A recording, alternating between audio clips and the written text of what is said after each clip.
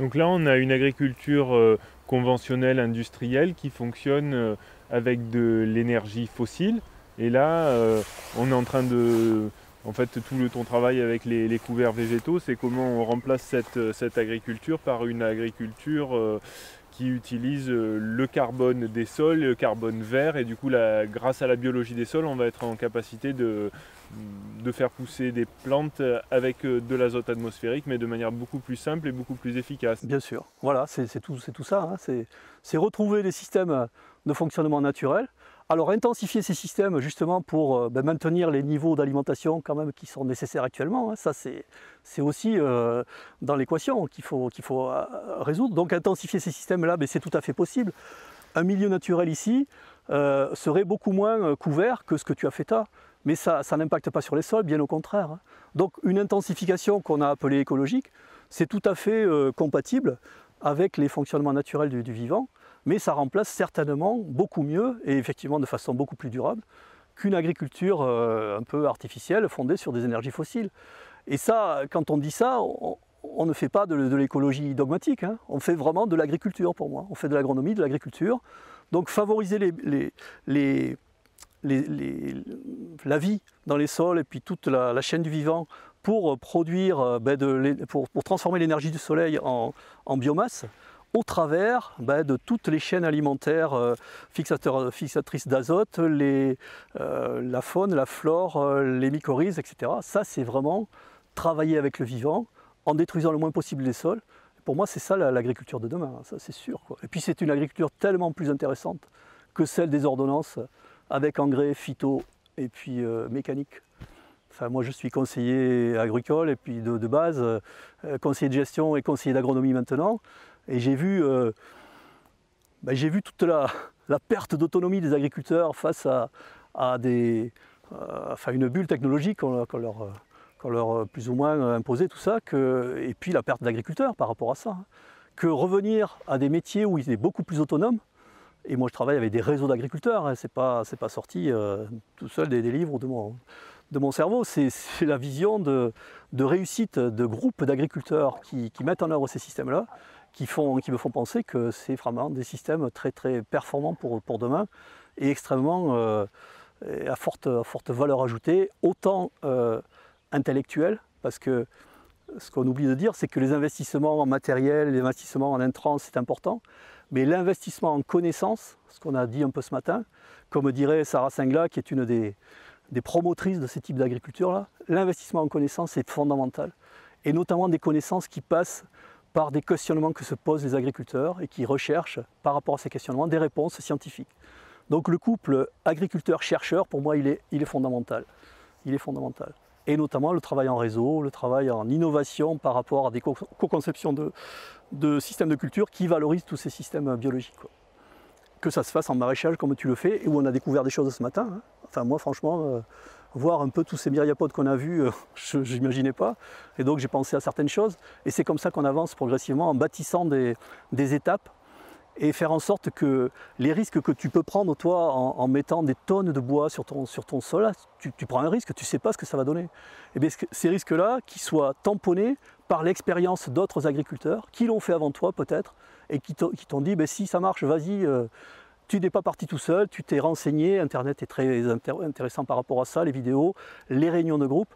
Donc faire que le gain soit supérieur au risque dans ces pratiques qui sont quand même assez innovantes actuellement, même très innovantes, et qui peuvent faire peur aussi, hein, ça c'est sûr, parce que quand on installe une graine de blé dans un sol qui a été avec des résidus, 3 cm de résidus, on ne sait pas ce que ça va faire. Eh bien on sait que ça marche, parce que d'autres agriculteurs l'ont fait, que les chercheurs ont validé ces systèmes-là. Donc tout ça c'est vraiment très valorisant, et quand on fait des formations autour de ça, on en ressort toujours très optimiste, quoi. Et là, dans la noyeraie, là par exemple, bon, on est fin mai. Est-ce que ça te surprend? Est-ce que ça te fait peur de voir toute cette concurrence en herbe? Parce que souvent dans les noyers, Tu poses vraiment les bonnes questions. dans la noyeraie, une noyeraie classique, moi je vois souvent où c'est désherbé chimiquement, où il y a du travail du sol, toujours pour éviter la concurrence en herbe. Voilà. Si tu vois ça, qu'est-ce que t'en dis? Donc voilà, ça c'est vraiment aussi une bonne question, hein, on ne s'était pas consulté. En fait, le centre expérimental de Creil, là, de la noix, hein, qui travaille sur des itinéraires de culture du noyer qui favorisent un peu tout ce qu'on dit, là, de la durabilité des systèmes, a montré que l'installation de couverts permanents dans une noyeraie ou de couverts dédiés, il ne faut surtout pas le broyer trop tôt. Il faut le laisser pousser. Il faut le laisser pousser jusqu'au mois de mai, jusqu'au mois de juin. Et ne pas craindre les pertes en eau, parce que, notamment dans des sols comme ça, qui sont très riches en matière organique, qui stockent l'eau, eh bien un broyat trop précoce va entraîner une repousse de ces couverts qui vont repomper de la flotte à mesure. Et donc ils ont montré pendant 10 ans qu'il n'y avait aucune différence de rendement, et même c'était plus favorable dans le deuxième cas, si on broyait ou si on ne broyait pas, ou si on broyait très tard. Et donc le message, c'est de dire, laissez pousser les couverts dans vos noyeraies, dans vos systèmes arboricoles, hein, jusqu'à ce qu'ils aient fait leur cycle, et donc ils ne pousseront plus, donc là vous les roulez, vous en faites un mulch pour l'été qui va maintenir de l'humidité dessous, et vous les broyez effectivement avant la récolte pour pouvoir récolter, mais surtout laissez-les, n'y allez pas trop tôt. Parce que le double handicap que vous mettez en place, c'est qu'en les broyant trop tôt, vous allez tasser les sols sur des sols qui sortent de l'hiver, qui sont très meubles. Donc le tassement des noyeraies, ça vient en partie de ça, c'est qu'on passe trop tôt dans les noyeraies. Et puis en plus, vous allez vider le sol de sa flotte, hein, contrairement à ce qu'on pense. Et ça a été montré par Creil. Hein. Et donc c'est des messages qu'on diffuse le plus possible. Des couverts végétaux dans les noyeraies et les laisser le plus tard possible. Le seul obstacle à ça, c'est la vue que l'on a. C'est-à-dire qu'une noyeraie avec des couverts comme ça, ça peut paraître à beaucoup de personnes une noyeraie non entretenue. Eh bien, il faut passer au-dessus de ça. Dites-vous que ça, c'est une noyeraie plus vivante certainement qu'une noyeraie qui a été broyée en permanence et qui est comme une table rase, notamment pour entretenir tout le système vivant qu'il y a dessous.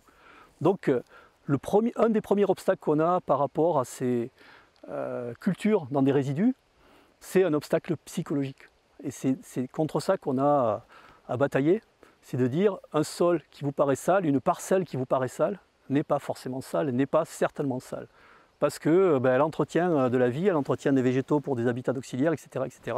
Tout ce qu'on a raconté là, c'est vraiment important. Donc, dites-vous qu'au-delà des critiques que vous pourriez avoir, il y a certainement une fonction beaucoup plus importante que de résister à ces critiques-là, c'est de dire, qui permet de résister à ces critiques-là, c'est de dire, ça entretient la vie des sols. L'image qu'on donne, c'est une vache dessus, 10 vaches dessous. Donc on comprend bien qu'un couvert comme ça, il assure une fonction indispensable pour vos sols, quoi.